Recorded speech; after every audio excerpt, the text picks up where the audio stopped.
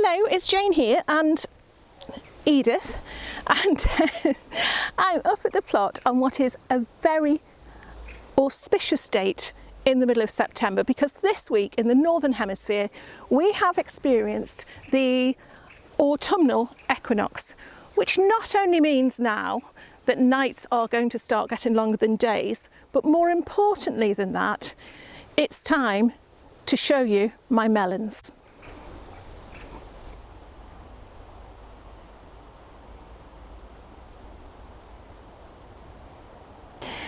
Okay, if you remember, if you've been following this thread, if you like, 6 months ago, myself and Jim over at Lake Effect Gardener decided that we would challenge each other to grow the best watermelon and the most cantaloupe melons that we could. And not only were we going to challenge each other, but we were going to, hello sweetie, but we were going to encourage other people from our area. So Jim has got Team US and Canada, and I had Team UK and Europe, and basically anyone else who wanted to join in, to try and grow melons, and especially if they've not grown melons before, to just give it a go, with the knowledge that in 6 months' time, which is this weekend, we would all take a little look and see who's done best, what we've learned, and yes, and just, you know, whether we're encouraged to do it again next year. So it's been a great bit of fun.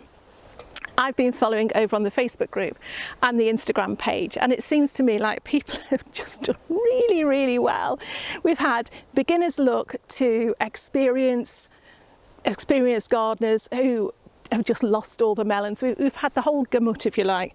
But before I go on to say who's done best in Team UK, it's time for you to come and have a look in the polytunnel, and I'll show you what my offering is.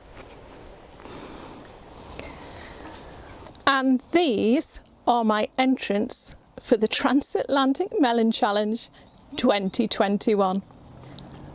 Let's go and see what they taste like. Okay, It's the moment we've all been waiting for. Have you been waiting for this moment, Mike? I've been waiting for this for around about 3 months. Okay, here we have our motley crew of melons. These are the Minnesota midget cantaloupe melons, which, as you can see, have stayed perfectly true to their name. They're not going to win any prizes for size, but you know what? I found an extra one on the way out the polytunnel. Oh, we've actually got 8. Probably one of which is edible, but that's good for me. It's better than the sugar baby. They didn't see it past June, I think. So, okay, I am going to select one that's got a bit. This one actually has got a bit of give, and if I sniff it, oh, it does smell really nice. Can I sniff it too? Sniff that melon, Mike. It does smell nice. It does smell nice, doesn't it? It smells People like a have said it's like a little Gaia melon. it is a Gaia melon. Gaia, aren't they Gaia? Aren't they called Gaia? Gaia. I thought you meant dire, as in Gaia. really bad. We don't know if it's really bad yet. It might be. It could be full of maggots for all we know, but we'll find out in a second. But yeah, people have said, people who haven't grown melons before have said that when they walk into their polytunnel or their greenhouse, they are overcome by that sweet, sweet melony smell. Well, I must admit, we haven't had that with these.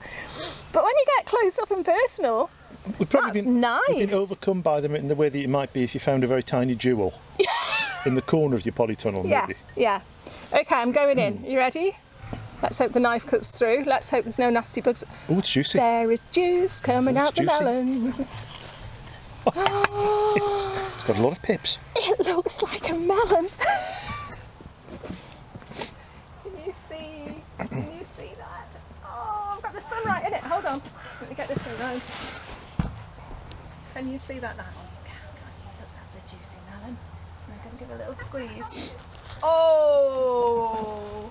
Because I tell you what, that's what got me about Jim's melons. He's had success with his sugar baby. I will put a link to Jim's Team US Transatlantic Melon Challenge either above or below. You must go and see it, because his sugar baby watermelon, it had me drooling because it was so juicy. So, are the pips allowed to go on here? The pips are allowed to go on here. But what I'm going to do, Mike, we're not going to throw those pips away, are we? Because what we're going to use them for? To make more tiny melons next year. Super duper midget melons. Okay, so I'm a bit worried. I mean, let's see. It's, you know, not big. Why are you worried about it? It's fruity. It's very fruity. It will be fruity. It's very, very small. Have a bit of that. Okay. I want to see you have some first. It's the smallest piece of melon. Oh, am I the guinea pig? Oh, cheers. Cheers, everyone. Cheers. That's so nice. I think you generally can't put on weight with a melon, but you definitely can't with these ones. It tastes like a very normal, very ripe Gaia melon. Oh, it's gorgeous. I'm going further than that. I'm saying it's gorgeous. I'm having that bit as well. Right, okay. Hold on, just talk amongst yourselves for a minute. This is really, really tasty. Mike, talk about melons while I do this.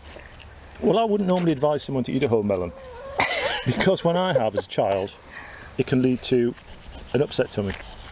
Well, thank you for that. I don't think we've got any problems with that. But I think here. in this case, you could easily have the whole melon with no side effects. And I'm not actually keen on melon at all, which is probably why I've never thought of growing it before, especially cantaloupe. Saying that, I do love watermelons. I do love watermelons, but I'm not keen on a cantaloupe. When have I ever come back from the shop with a cantaloupe? I don't think you've ever come back from the shop with a melon. Maybe not. Maybe not. Should we try just a bigger one to see if there's more? It won't be as ripe, but there might be more in it. Because let's face it, I don't think we're going to be taking these home and feasting on them. They do look lovely though, don't they?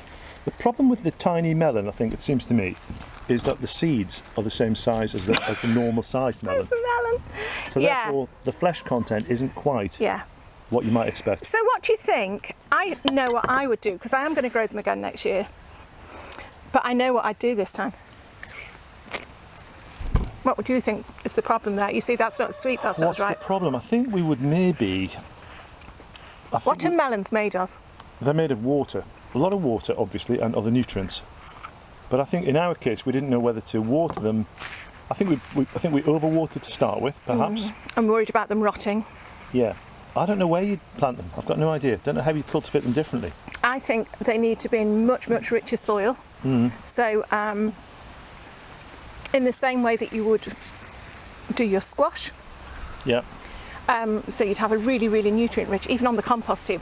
In fact, somebody was saying that they were growing theirs over the top of their chicken house. Yeah. So that could be a thing next year, is prepare the ground, prepare a corner on the outside of the chicken run. What about... And put all the straw bedding in there, the soiled straw bedding, let that rot down over the winter, and then, yeah, that would be a great place to grow it. What about the contents of your bokashi bin? What about putting The some of that in bokashi there? bin?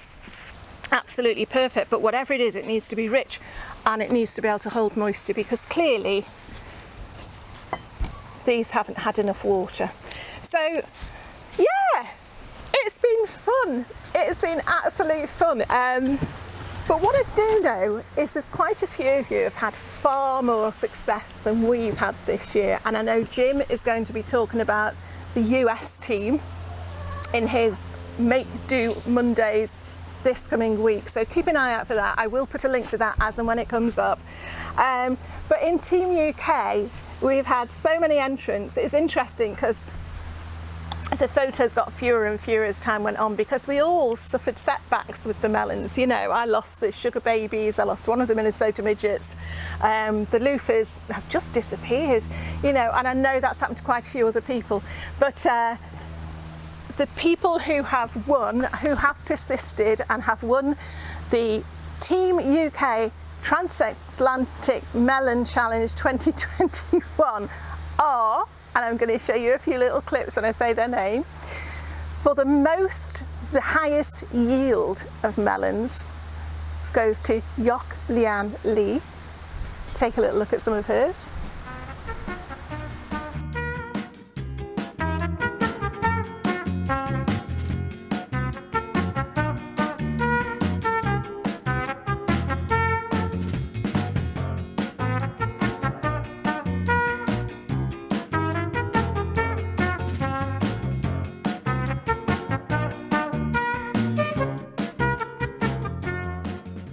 There we are. I think you'll agree.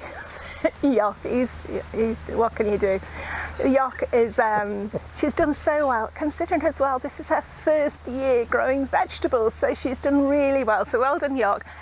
But for the biggest watermelon for Team UK this year, it goes to Annette Hurt. Take a little look at this.